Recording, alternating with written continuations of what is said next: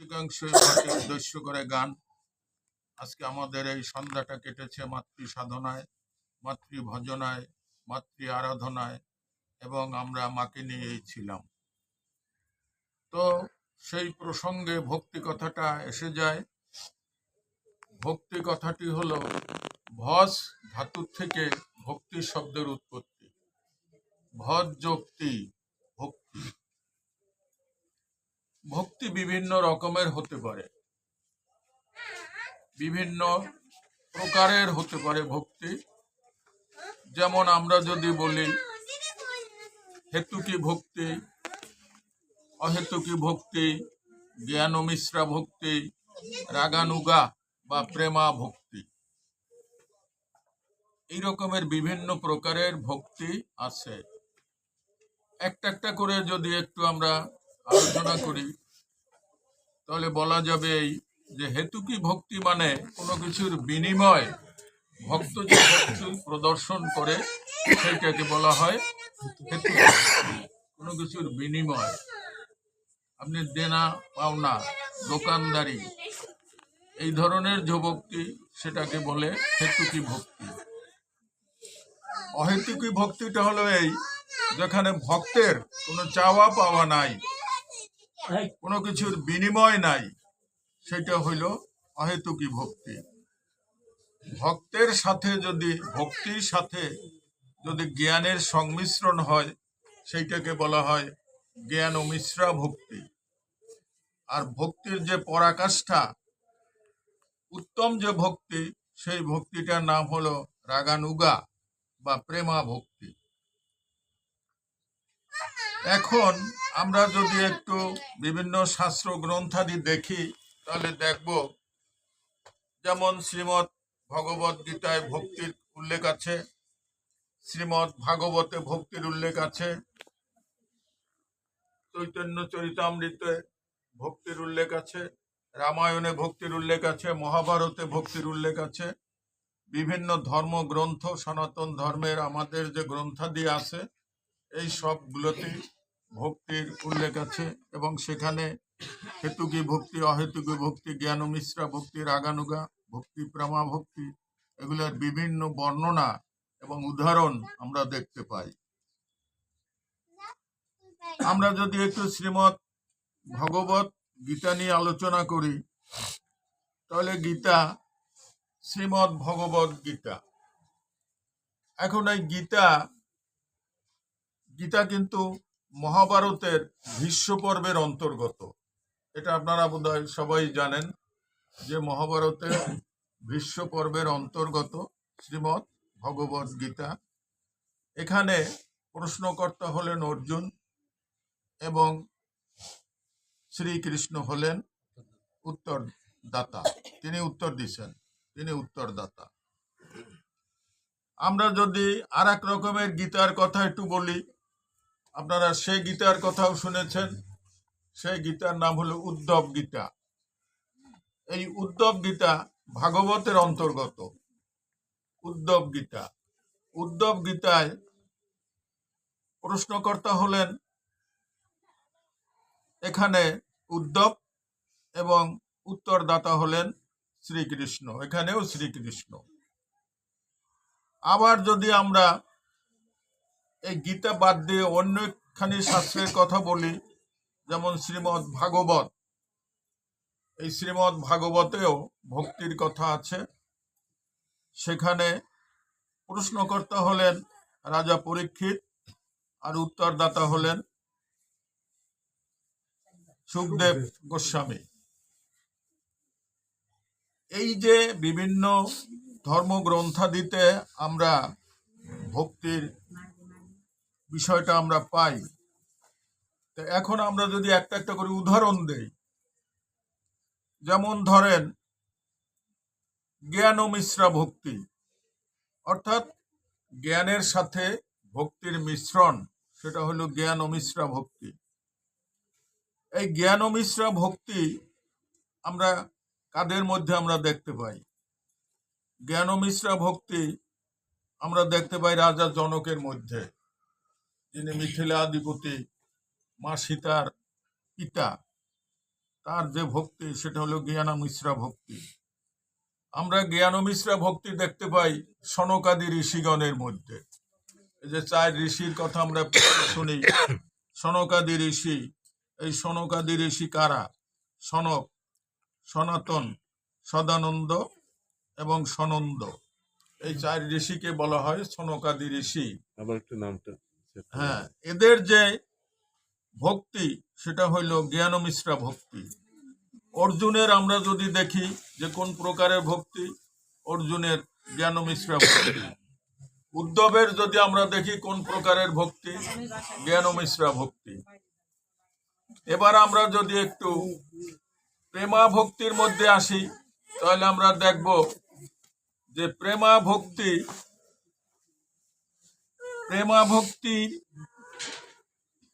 একজন মানে যিনি প্রেমা ভক্তের পরাকাষ্ঠা, তিনি হলেন মা যশোদা। তিনি হলেন প্রেমা ভক্তের পরাকাষ্ঠা। মা যশোদাকে বলা হলো যে উদ্ধব মা যশোদাকে বলছিলেন, মা তোমার কৃষ্ণ সাক্ষাৎ ভগবান, যে তোমার কৃষ্ণ তো সাক্ষাৎ ভগবান। চিন্তামণি তদুত্তরে মা যশোদা কি বলছেন? তদুত্তরে মা যশোদা বলছেন যে চিন্তামণি, আমি চিন্তামণি জানি না, আমি চিন্তামণিকে চিনি না, আমি জানি সে আমার গোপাল। উদ্ধব বলছিল যে মা তোমার কৃষ্ণ তো সাক্ষাৎ ভগবান, তিনি তো চিন্তামণি। তদুত্তরে মা যশোদা বলছেন যে চিন্তামণি না, সে আমার গোপাল। এই যে মায়ের একটা ভাব, মায়ের যশোদার যে ভাবটা, এই ভাবটাই হইল, এই ভক্তিটাকে আমরা বলবো রাগানুগা ভক্তি বা প্রেমা ভক্তি। এবারে যদি আমরা একটু গোপীদের কথা আমরা যদি একটু আলোচনা করি, তাহলে গোপীদের ভাবটা কি? গোপীদের ভাবটা হলো এই, যেমন সেটুকু আমরা এখান থেকে একটু পাঠ করবো। গোপীদের ভাবটা, গোপীরাও শ্রীকৃষ্ণকে কৃষ্ণ রূপে দেখেননি, তারা তাকে দেখেছেন তার প্রাণের ঠাকুর হিসাবে তাকে দেখেছেন।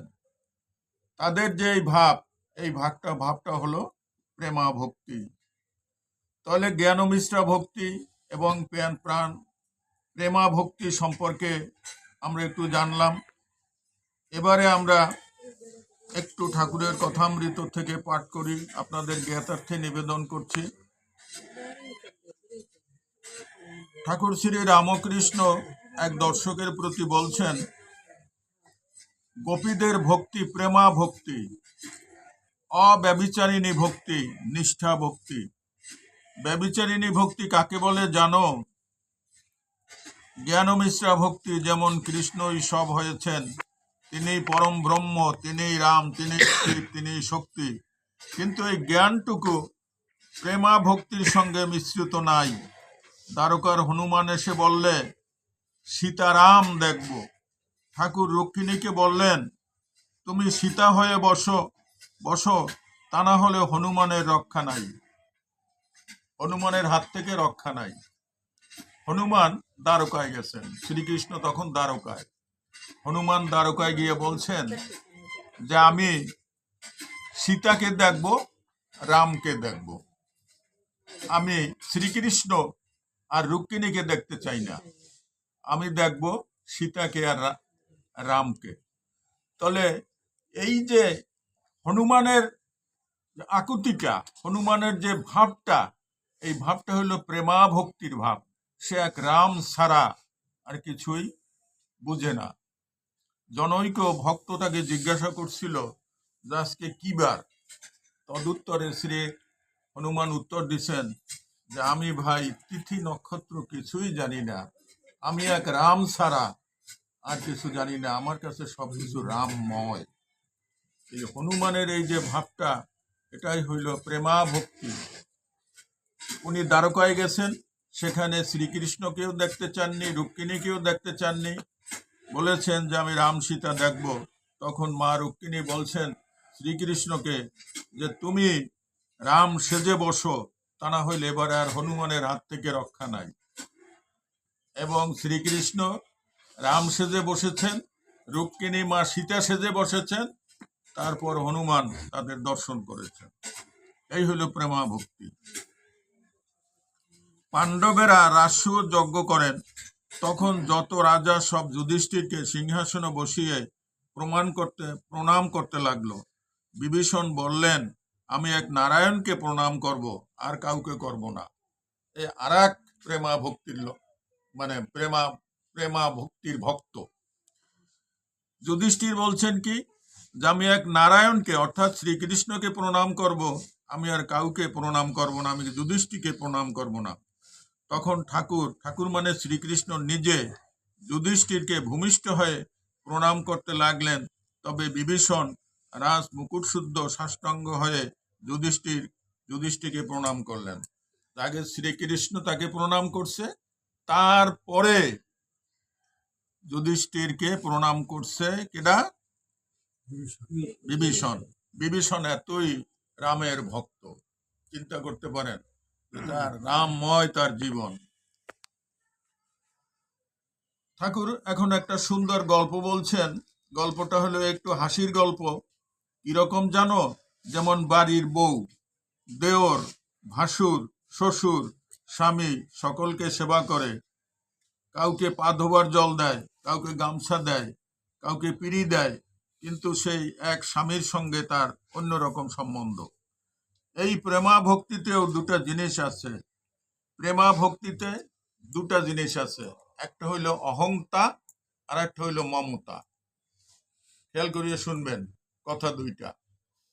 প্রেমা ভক্তিতে দুটা জিনিস, একটা হইল অহংতা আর একটা হইল মমতা। যেমন মা যশোদার ভাবটা যদি আমরা দেখি, মা যশোদার তাকে বলছে যে সে তো তোমার চিন্তামণি। সে মা যশোদা বলছে কি যে না, চিন্তামণি ঠনি আমি চিনি না, আমি জানি সে আমার গোপাল। এখন এই যে গোপালকে নিয়ে তার যে একটা ভাব, যেটা অহং, এইটাকে বলে অহংতা। গোপালকে নিয়ে একটা ভাব যে গোপাল তো আমার, গোপাল অন্য কারণ না, গোপাল আমারই। এই যে গোপালকে নিয়ে তার একটা ভাবটা, এটা হইল অহং, এটা হইল অহংতা। আর গোপালের জন্য তার যে মায়া, সেটা হইল মমতা। তাহলে এই প্রেমা ভক্তিতে, রাগানুগা ভক্তিতে দুটা জিনিস থাকে, একটা হইল অহংতা আর একটা হইল মমতা। যেমন আমরা যদি একটু শাস্ত্রীয় কথায় যাই, তাহলে তিনটা বাক্য আমি বলবো, আপনারা একটু খেয়াল করে শুনবেন। তিনটা বাক্য আমি বলবো। আমি ভগবানের, ভগবান আমার, আমি ভগবান। প্রথম বাক্যটা কি? আমি ভগবানের। দ্বিতীয় বাক্যটা কি? আমার ভগবান। তৃতীয় বাক্যটা কি? আমি ভগবান। তাহলে এখন এই তিনটা কথা কার কার? প্রথম কথাটি হইল আমি ভগবানের। এই কথাটা কার? যে প্রকৃত ভক্ত তার, যে আমি ভগবানের।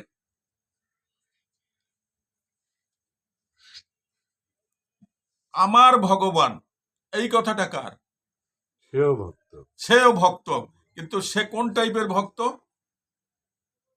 অন্ধভক্ত। অন্ধভক্ত বলা যাবে না, তাকে বলতে হবে ওই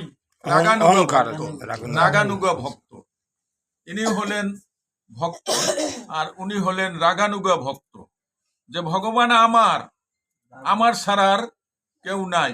যেমন গোপীদের যে ভাবটা, সেটা কোন ভাব? সেটা রাগানুগা ভাব। কৃষ্ণ আমার, কৃষ্ণের আর কারো সাথে আমার কোনো ভাগ দেওয়া যাইবে না। গোপাল আমার, কৃষ্ণ আমার, ভগবান আমার, এটা হলো রাগানুগা ভক্তি। তাহলে দ্বিতীয় স্তর। তৃতীয় স্তরটা হলো আমি ভগবান। আমাদের শাস্ত্রে আছে অহম ব্রহ্মাস্মি, অর্থাৎ আমি ব্রহ্ম। এই কথাটা কার? এই কথাটা হইল জ্ঞানী। এই কথাটা ভক্তের না, এই কথাটা হইল জ্ঞানীর। জ্ঞানী যখন এই ভক্তের স্তরটা আস্তে আস্তে আস্তে আস্তে আর ঊর্ধ্বে উঠেন, তখন তিনি সবকিছু ঈশ্বরময় দেখতে পান এবং তখন ভিতরে তিনি ভগবানকে অনুভব করেন এবং ভগবান এবং তার মধ্যে তিনি অভেদ দর্শন করেন। তখন তিনি ভগবানময় হয়ে যান। তখনই তিনি বলতে পারেন যে আমি ভগবান। তখন তিনি জ্ঞানী। তখন আর ভক্ত থাকে না। সর্বোচ্চ স্তরে উঠতে হবে। সর্বোচ্চ না স্তরে। না হয় বলা সর্বোচ্চ স্তরে। সম্ভব না। গ্রিডের লগে যোগ হয়ে গেল, হ্যাঁ গ্রিডের লগে যোগ হয়ে গেল। হ্যাঁ হ্যাঁ, গ্রিডের সাথে যোগ হয়ে গেল। এটা কিন্তু সাধারণ মানুষ বলতে গেলে বলবে পাগল। হ্যাঁ, সাধারণ মানুষ যদি বলতে যায় বলবে পাগল। হ্যাঁ। এটা জ্ঞানের স্তরে যারা একেবারে সাধনার পরাকাষ্ঠা স্তরে উন্নীত হয়েছেন, তারাই এই কথাটা বলতে পারেন যে অহম ব্রহ্মাস্মি, আমি এই ভগবান। এই কথাটা হলো জ্ঞানের একেবারে শীর্ষ স্তরের কথা। এছাড়া বলতে পারবে না। এছাড়া আর কেউ, আমরা সাধারণ মানুষ এগুলো বলতে পারবো না, সম্ভব। সম্ভব না। তাই গোপীদের কি নিষ্ঠা? এখন গোপীদের নিষ্ঠা সম্বন্ধে ঠাকুর আরেকটু বলছেন। মথুরায় দাড়িকে আনতে কাকুতি মিনতি করে সবাই ঢুকলো। যেমন আগে আমরা বলছি যে হনুমান ওই দ্বারকায় ঢুকছে, এবারও দ্বারকায় ঢুকছে গোপিনীরা। গোপিনীরা ঢুকে কি দেখলে? দাড়ি কৃষ্ণের কাছে লয়ে গেল, কিন্তু পাগড়ি বাঁধা শ্রীকৃষ্ণ দেখে তারা হেটমুখ হয়ে রইল। পরস্পর বলতে লাগলো, এ পাগড়ি বাঁধা আবার কে? এর সঙ্গে আলাপ করলে আমরা শেষে দ্বিচারিণী হব। আমাদের পিত ধরা মোহন চূড়া পরা সেই প্রাণবল্লভ কোথায়? তাদের কথাটা হইল এই যে আবার কোন জায়গায় আইলাম? আমরা তো চিনি সেই শ্রীকৃষ্ণকে, যে পিত ধরা মোহন চূড়া পরা সেই প্রাণবল্লভ আমাদের শ্রীকৃষ্ণ। আমরা তো তাকে চিনি। এই দাড়ি তুমি আমাদের আবার কোথায় নিয়ে আসলে? আমরা এমন একজন লোকের সামনে আসলাম, তার মাথায় পাগড়ি, তাকে আমরা চিনি না। এখন তার সাথে আলাপ করে আমরা দ্বিচারিণী হয়ে যাব? আমরা তো দ্বিচারিণী হওয়ার জন্য এখানে আসি নাই। আমরা তো সেই প্রাণ কৃষ্ণকে দেখতে চাই, আমরা সেই মথুরার কৃষ্ণকে দেখতে চাই, আমরা তো সেই বৃন্দাবনের কৃষ্ণকে দেখতে চাই, আমরা সেই গোকুলের কৃষ্ণকে দেখতে চাই। আমরা তো এই পাগড়ি পরা এই লোককে দেখতে চাই না। তাহলে এই গোপিনীদের যে এই ভাবটা, এই ভাবটাই হলো রাগানুগা ভাব, অর্থাৎ শ্রীকৃষ্ণময় তাদের জীবন। দেখেছো এদের কি নিষ্ঠা? বৃন্দাবনের ভাবি আলাদা। শুনেছি দ্বারকার কাছে লোকেরা অর্জুনকে কৃষ্ণের পূজা করে, তারা রাধা রাধা কৃষ্ণকে চায় না। ঈশ্বরের মুখে ভালোবাসা না হলে প্রেমাভক্তি হয় না। ঈশ্বরে খুব ভালোবাসা না হলে প্রেমাভক্তি হয় না। আর আমার জ্ঞান, আমি বন্ধু বন দিয়ে যাচ্ছি, বাঘ এসে উপস্থিত। একজন বললে, ভাই আমরা সব মারা গেলুম। একজন বললে, কেন মারা যাব কেন? এসো ঈশ্বরকে ডাকি। আরেকজন বলল, না, তাকে আর কষ্ট দিয়ে কি লাভ হবে, এসো এই গাছে উঠে পড়ি। একটা গল্পটা হইল কি, তিনজন লোক এক জায়গা দিয়ে যাইতে আছে। একজনে বলতে আছে যে আমরা গাছে উঠে পড়ি, আর একজনে বলতে আছে যে না, আমরা গাছে উঠবো কেন, ভগবান আমাদের তো রক্ষা করবেন। এরকমই তাদের মধ্যে কথোপকথন চলতে আছে। এখন ঠাকুর বলছেন, যে লোকটি বলল আমরা মারা গেলুম, সে জানে না যে ঈশ্বর রক্ষাকর্তা একজন আছেন। সে বললে, এসো আমরা ঈশ্বরকে ডাকি। তাহলে একজনে বলছে, যে বলছে যে আমরা মারা গেলুম, সে প্রকৃত ভক্ত না, সে জানে না যে একজন রক্ষাকর্তা আছেন। আর যে বলছে এসো আমরা ঈশ্বরকে ডাকি, সে জ্ঞানী, তার বোধ আছে যে ঈশ্বর সৃষ্টি স্থিতি প্রলয় করেছেন। আর আর যে বলছে তাকে কষ্ট দিয়ে কি হবে, এসো আমরা গাছে উঠি। এই তিনজনের মধ্যে তৃতীয় জন হলেন প্রেমা ভক্ত, তার ভালোবাসা জন্মেছে, সে ঈশ্বরকে আর কষ্ট দিতে চায় না। তা প্রেমের স্বভাবই এই আপনাকে বড় মনে করে আর প্রেমের পাত্রকে ছোট মনে করে, পাছে তার কষ্ট হয় কেবল এই ইচ্ছা যে যাকে সে ভালোবাসে তার পায়ে যেন কাঁটাটি পর্যন্ত না ফোটে। অর্থাৎ শেষ পর্যন্ত ঠাকুর রামকৃষ্ণ আবার ওই প্রেমা ভক্তি দিয়ে এই কথাটা শেষ করলেন। প্রেমা ভক্তি দিয়ে কথাটা শেষ করলেন এই যে, যে ভক্ত ঈশ্বরকে ভালোবাসে, প্রকৃতভাবে ভালোবাসে, সে তাকে ভাগ দিতে চায় না। মানে ওই আবার সেই ঘুরে ফিরে দুটি কথা, অহংতা এবং মমতা। অহংতা, কৃষ্ণ আমার, কৃষ্ণ তো অন্য কারণ না, এই যেটা অহং, এটাই হলো প্রেমা ভক্তির লক্ষণ।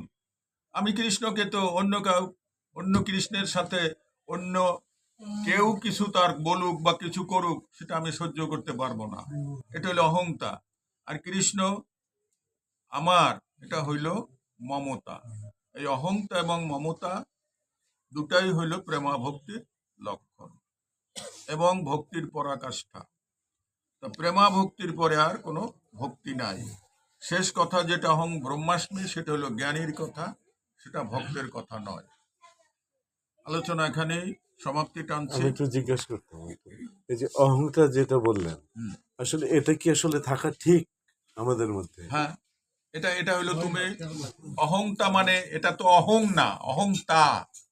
আচ্ছা, তা অহংকার না, বুঝতে অহংকার পেরেছি না। যে আমারই, আমি ভাগ দেব না।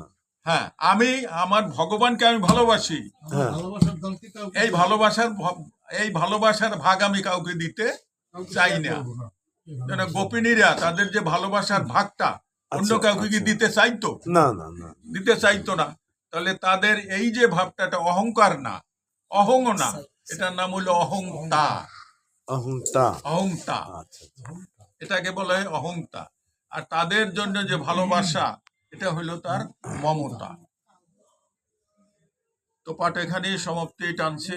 সর্বে ভবন্তু সুখিনঃ, সর্বে সন্তু নিরাময়াঃ, সর্বে ভদ্রাণি পশ্যন্তু মা কশ্চিৎ দুঃখভাগ্ ভবেৎ।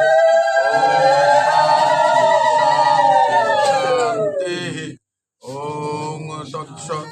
ওম তৎসৎ। ওম তৎসৎ।